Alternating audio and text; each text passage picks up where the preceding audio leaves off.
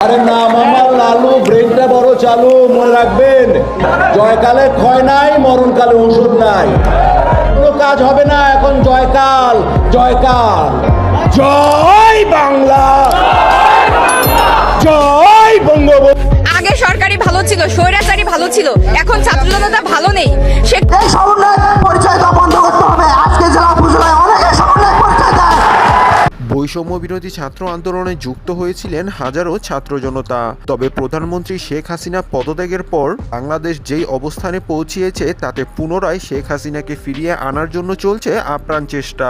যেমনটা চিত্রজগতের খলনায়ক মিশা সওদাগর ইতিমধ্যেই গণমাধ্যমে জানিয়েছেন, উন্নয়নের এই ধারাবাহিকতা বজায় রাখতে বাংলাদেশের জন্য শেখ হাসিনাকে প্রয়োজন।